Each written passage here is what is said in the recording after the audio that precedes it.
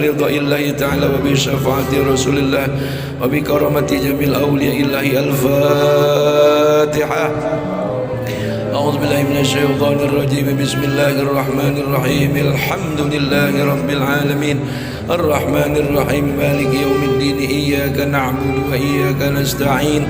اهدنا الصراط المستقيم صراط الذين أنعمت عليهم غير المغضوب عليهم ولا الضالين. رب اغفر لنا ولوالدينا آمين. Sahibul bait dan para jamaah sekalian, bahwa rumah itu identik dengan penghuninya. Apabila penghuninya taat ibadah kepada Allah, maka rumahnya pun dilihatnya apa? Dilihatnya jembar gitu ya. Sebab ada rumah yang dilihatnya sumpok, itu jangan diselain tempatnya. Bisa jadi penghuninya laki, bini, anak, cucu, mantu, nggak ada yang sembahyang di rumah itu. Betul nggak Pak? Tapi lihat nih, bisa jadi nih bapak-bapak jamaah musola Nurul Iman, karena musolanya bagus, pasti bapak-bapak rumahnya juga dilihatnya enak. Kenapa begitu? Karena rumah walaupun diam, hakikatnya bumi, segala tembok, kusen, segala macam yang ada di rumah ini zikir kepada Allah Subhanahu. Inna fi khalqis samawati wal ardi wa ikhtilafil laili wan nahari laayatin liulil albab. Sesungguhnya pada penciptaan langit dan bumi dan pergantian siang dan malam, itu di dalamnya, di antara itu semuanya ada tanda-tanda kekuasaan Allah Subhanahu. Mana di antara tanda-tanda kekuasaan Allah yang kita bilang diam aja ini rumah, ubin diam aja, bumi diam aja, pada dasarnya mereka zikir kepada Allah Subhanahu. Makanya buat Bang Erik sekeluarga dan kita semua, jadikan rumah kita itu sebagai istana kita.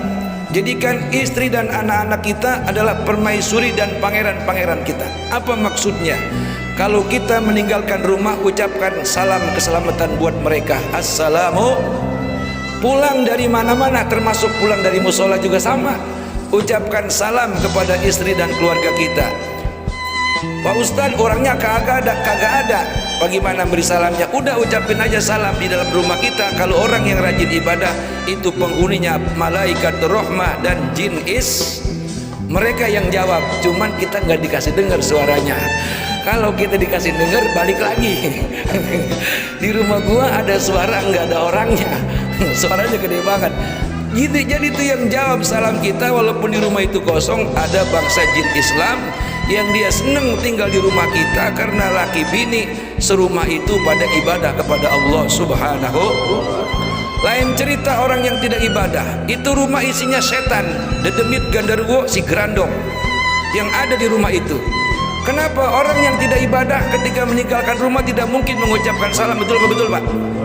Dia pergi kayak kedebong pisang, selanang selonong, ditanya sama bini dikata gini, mau tahu aja urusan gua, gitu tuh. Kalau orang yang kagak ibadah begitu.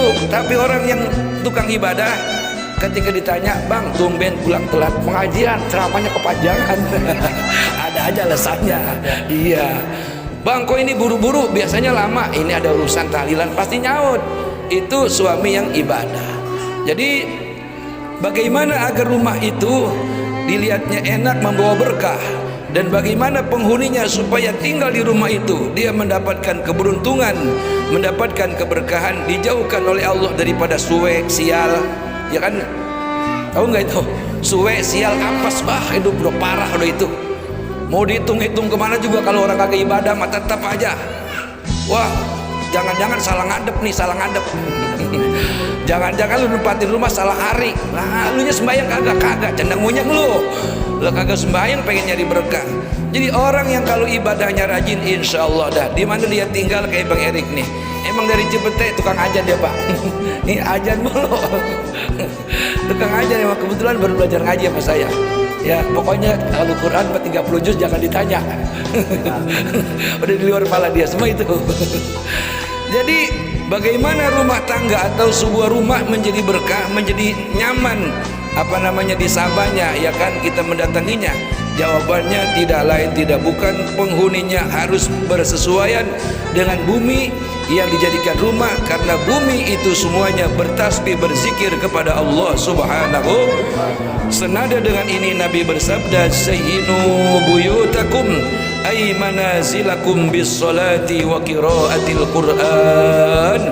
Hiasi rumahmu bukan hanya dengan lampu yang terang benderang, bukan hanya ubin ataupun cat yang mahal, tapi sesungguhnya penghias rumahmu itu adalah solat malam di rumahmu, solat duha di rumahmu, zikir malam di rumahmu, dan bacaan Al-Qur'an. Itulah yang menjadikan rumah seperti surga, rumah seperti istana, bukan rumah seperti penjara atau rumah seperti neraka. Na'udzubillahi min zalik. Demikian yang dapat saya sampaikan khususnya buat Bang Erik sekeluarga dan buat kita semuanya. Kita bersyukur Pak, alhamdulillah kita masih pada punya rumah, amin ya Rabbal.